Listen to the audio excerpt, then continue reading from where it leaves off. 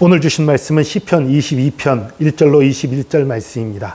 시편 22편 1절로 21절 말씀 받들어 읽겠습니다. 내 하나님이여, 내 하나님이여, 어찌 나를 버리셨나이까?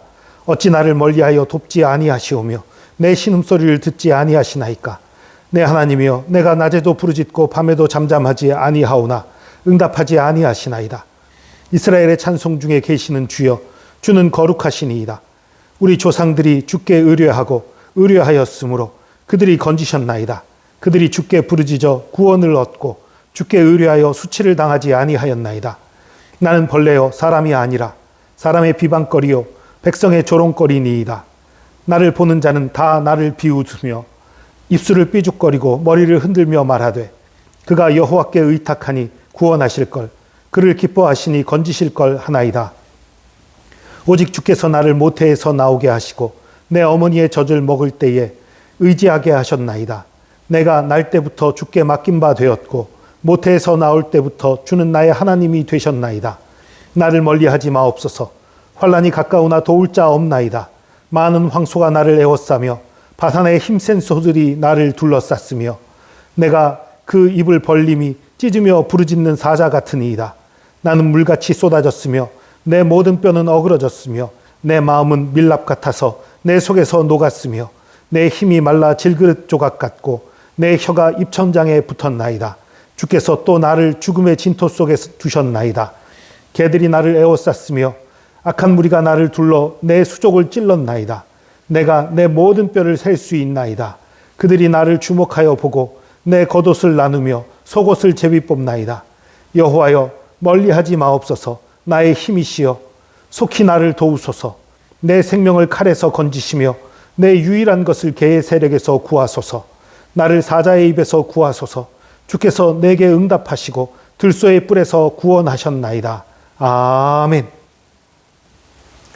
시편 22편은 메시아의 고난시로 알려져 있어요.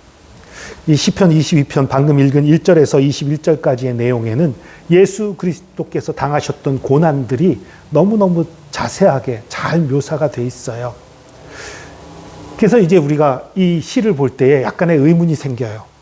다윗이 도대체 이 시를 예수님의 고난을 보고 썼느냐, 아니면 자신의 고난 때문에 자신의 고난을 묘사하고 또 일부는 그 시적인 표현으로 좀 은유적으로 표현한 그런 표현들이 예수 그리스도의 상황과 딱 맞아떨어진 것이냐, 이런 의문이 생길 정도의 시예요. 그런데 하나 분명한 것은 다윗도 이런 고통 가운데 있었다는 사실이에요. 1절 보니까 내 하나님이여, 내 하나님이여, 어찌하여 나를 버리셨나이까? 이거 예수님이 십자가상에서 했던 말씀이지요. 근데 이 고백으로 시작을 해요. 어찌 나를 멀리하며 돕지 아니하시오며 내 신음소리를 듣지 아니하시나이까? 다윗이 사울을 피해 도망다니느라고 너무너무 힘들고 너무너무 곤고했지요. 그래서 하나님께 얼마나 부르짖었는지 몰라요. 그런데 응답이 없는 것처럼 여겨지는 거예요. 그 기간이 기니까. 그러니까 다윗은 이렇게 통곡하면서 하나님께 부르짖는 거예요. 그런데 이 부르짖음이 예수 그리스도가 십자가에서 부르짖은 그 부르짖음과 닮아 있는 거예요. 내가 낮에도 부르짖고 밤에도 잠잠치 아니하였사오냐. 예수님도 낮에도 밤에도 늘 기도했던 그런 분이지요. 그리고서 이제 3절에 보니까 이스라엘 찬송 중에 계시는 주여, 주는 거룩하시니이다. 갑자기 주님 거룩하다고 나와요. 그리고 우리 조상들이 주께 의뢰하였으므로 그들을 건지셨나이다. 그들이 부르짖어 구원을 얻고 주께 의뢰하여 수치를 당하지 아니하였나이다. 우리 조상들에게 주님께서 여지껏 응답해 오셨습니다. 이 말씀은 뭐예요? 근데 왜 나는 응답 안 하십니까? 그런 얘기예요. 이렇게 응답하셨던 분이 왜 나는 응답 안 하십니까? 그러면서 이제 6절에 나는 벌레요 사람이 아니다. 내가 사람이 아닌 겁니까? 내 벌레 같은 상황이 됐습니다. 지금 사람의 비방거리고 백성의 조롱거리가 됐습니다. 근데 예수님도 그 십자가에 달리기 직전에 엄청난 조롱을 당하셨지요. 엄청난 비난을 당하셨지요. 그리고 그가 여호와께 의탁하니 구원하실 걸, 그를 기뻐하시니 건지실 걸. 이것도 예수님도 받았던 조롱 중에 하나예요. 근데 그런 고난과 그렇게 힘든 가운데도 다윗이 또 중간에 또 고백을 합니다. 오직 주께서 나를 모태에서 나오게 하시고 내 어머니의 젖을 먹을 때에 의지하게 하셨나이다. 내가 날 때부터 주께 맡긴 바 되었고 모태에서 나올 때부터 주는 나의 하나님이 되었습니다. 내가 하나님밖에 믿을 자가 없습니다. 하나님밖에 의지할 자가 없습니다. 나를 멀리하지 마십시오. 제발 나를 멀리하지 마십시오. 나를 돌아봐 주십시오. 이런 얘기예요. 그리고 많은 황소가 나를 둘러싸고 바산의 힘센 소들이 나를 둘러쌌으며 그 입에 벌림이 찢으며 부르짖는 사자 같습니다. 내 적이 너무 사방에 많이 깔려 있습니다. 이게 지금 왜 그러냐면요. 사울만 다윗을 쫓는 게 아니에요.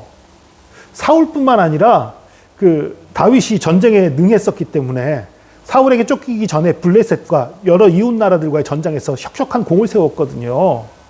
그러니까 여러 이웃 나라들도 다윗을 잡으려고 혈안이 돼 있는 그런 상황인 거예요. 찬스다 하고. 어쨌든 그래서 이제 또 이런 표현이 나옵니다. 나는 물같이 쏟아졌으며 예수님이 물과 피를 쏟으셨지요. 내 모든 뼈는 어그러졌으며 여러분 십자가에 달리면요. 십자가에 오래 달려있는 동안에 이 뼈들이 진짜 어그러진다고 그래요. 실제로. 예수님도 겪으셨던 일이에요. 근데 이건 다윗은 아마 비유적인 표현이죠. 내가 너무너무 힘들다. 내 뼈가 어그러질 정도다. 그런 식의 비유적인 표현이었겠지만 예수 그리스도께는 이게 실제였던 거죠.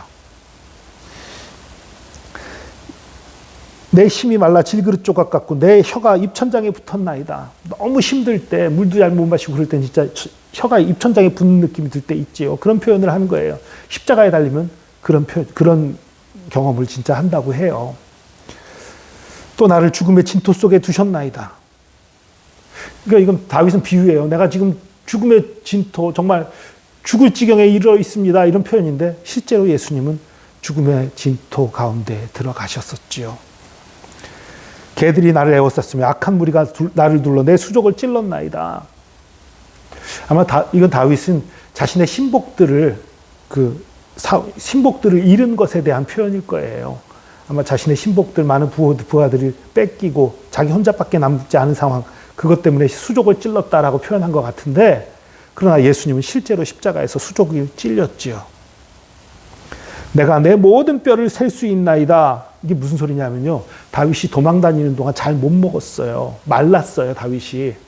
비쩍 마르면요. 뼈들이 보이거든요. 가죽밖에 안 남은 상황. 뼈와 가죽밖에 안 남은 상황. 그렇게 되면 뼈들이 보여요. 그러니까 내가 뼈를 셀 수 있을 정도로 내가 지금 말랐다. 그런 표현인 거예요. 그런데 실제로 이건 또 어떤 의미로 적용이 돼요?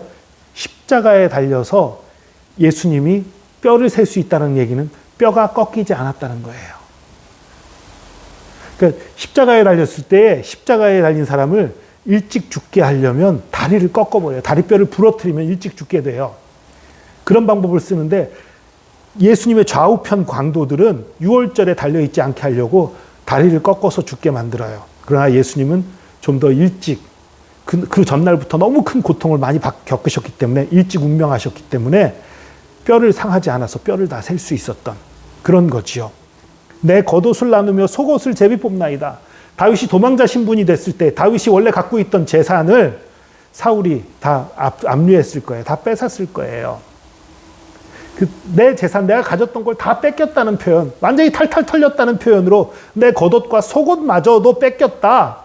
이런 의미로 다윗은 이 노래를 했을 거예요. 그런데 이것이 실제 또 십자가상에서 이루어졌지요. 예수님이 십자가에 달렸을 때 예수님의 겉옷과 속옷을 그 군병들이 제비 뽑아 나누는 일이 벌어졌지요. 내 생명을 칼에서 건지시며 내 유일한 것을 개의 세력에서 구원하소서. 나를 사자의 입에서 구하소서. 주께서 내게 응답하시고 들소의 뿔에서 구원하셨나이다. 다시 구원의 소망을 담아서 얘기를 해요. 그런데 여러분, 오늘 이 시에서 여러분 참 중요한 걸 하나 발견해야 합니다. 다윗은 사실 나중에 예수님이 겪으실 일을 봤는지 안 봤는지 잘 모르겠어요. 그러나 실제로 이런 고통들을 다윗이 겪고 있는 거예요. 겪고 있으면서 그것을 노래했더니 그게 메시아의 고난을 묘사한 노래가 돼버린 거예요.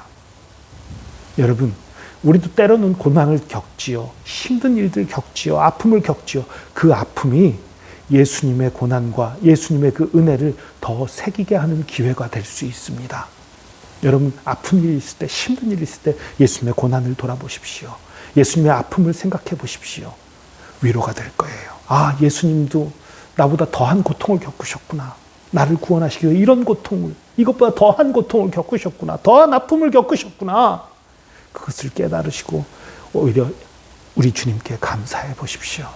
하나님의 놀라운 은혜가 있을 것이고 놀라운 회복이 있을 것이고 또 그것을 고백할 때에 하나님께서 힘을 주실 거예요. 능력을 주실 거예요. 그 고난과 고통을 능히 이길 수 있는 힘과 능력을 주실 거예요.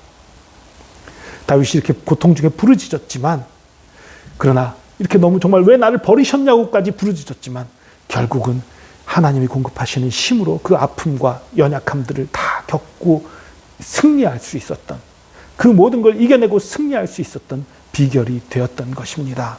여러분, 우리에게 있는 아픔, 예수님의 아픔을 조금이라도 느끼고 깨닫고 주님과 가까워질 수 있는 기회입니다.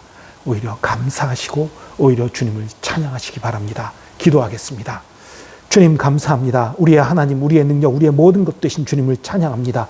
예수님께서 우리를 위해 겪으셨던 그 십자가의 그 모진 고통, 그 모진 아픔을 다시 한번 기억하며 생각합니다. 주님, 우리에게 때로 환난이 닥칠 때에, 핍박이 닥칠 때에, 어려움이 아픔이 닥칠 때에 우리가 기억하게 하여 주시옵소서. 예수께서 아무 죄가 없으심에도, 아무 고통을 당할 필요가 없으심에도 불구하고 우리를 살리기 위해, 우리를 구원하시기 위해 우리보다 훨씬 더 큰 고통과 아픔을 겪으셨음을 우리가 기억하게 하시고, 그래서 오히려 감사의 기회가 되게 하시고, 오히려 더 주님의 사랑과 은혜를 더 깨닫는 시간 되게 하시고, 더욱더 주님을 찬양하고 믿음이 자라는 시간들이 될 수 있도록 역사하여 주시옵소서. 그래서 우리가 그런 아픔과 고통 가운데 더욱더 주님을 찬양하며 감사하는 그런 믿음의 사람들로 세워지게 하여 주시옵소서. 함께 하심 감사드립니다. 감사드리며 예수 그리스도의 이름으로 기도합니다. 아멘.